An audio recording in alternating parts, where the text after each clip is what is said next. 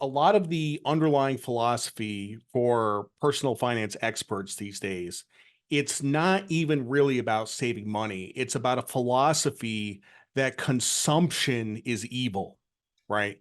And you Totally. hear about this, I'm sure you've heard of the FIRE movement, you know what that is, Mhm. right? Totally. So a lot of the FIRE people, it goes beyond saving for retirement. And it's really a philosophy that consumption is evil, that buying things is evil for a Yep. whole bunch of reasons. It's waste. You're never going to use it. It's going to end up in the trash. What's the point? Yep. Why do you buy these things in the first place? They do this whole minimalism thing where you say you don't need these possessions. You don't need to be controlled by your possessions. So it's a philosophy that consumption is evil, and it's actually not. If you go into a store and you see a jacket or something that you like, if you buy it and you wear it, it makes you happy. Buying material things makes us happy. It absolutely does. And it's not immoral to deny yourself that pleasure. It Yep. absolutely Yep. is not. Now, you can take that to an extreme. You can Of go and, course. spend a whole bunch of money, but to buy yourself an occasional material thing that will bring you joy is an absolutely acceptable thing to do.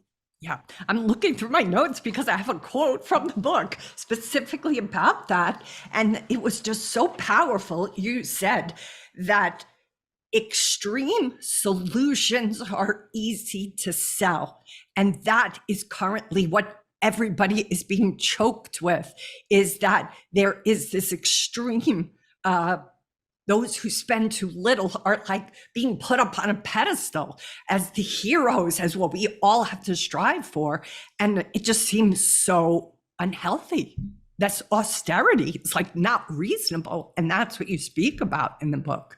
Yeah, I don't think, if somebody has a problem with spending, the solution is not for them to cut up all their credit cards and live off the grid. Like that's not the solution. The credit cards are not the problem, right? It's the behavior that's the problem. And like I said, the behavior is learned at an early age, usually through some form of trauma or something like that. Yep. So, and also, the goal of the book is to not think about money, to not think about it at all. And if you have this complex system of putting money in envelopes and cutting up your credit cards and doing all these things you're just thinking about money all the time, which is Yep. the opposite of what you want. Yep. You're controlled by Exactly. Exactly. And you talked about how austerity is just not reasonable. Nobody got rich by cutting expenses to the bone. Just some great quotes. And you talk about another perspective that very few people really consider is that if you're not where you want to be financially, consider making more money instead of being crazy about your expenses. Ask your boss for a raise, you say, or get a better paying job, or do something that facilitates a side hustle that facilitates that revenue. Again, most people don't even think that way. They just think I have to focus only on my budget. So, talk a little bit about that. Yeah, I first kind of realized this. I talk about this in the book. um I used to be in the Coast Guard, and I was a lieutenant in the Coast Guard, and I was making like $45,000 a year. This was back in like 1999. And we had at the time, I was in grad school, my wife was in grad school, we had just bought a house.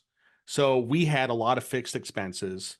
And I didn't spend that much money to begin with. And I was like, if I don't go to Subway, if I don't do this, if I don't do that, I can save a couple $1,000 a year.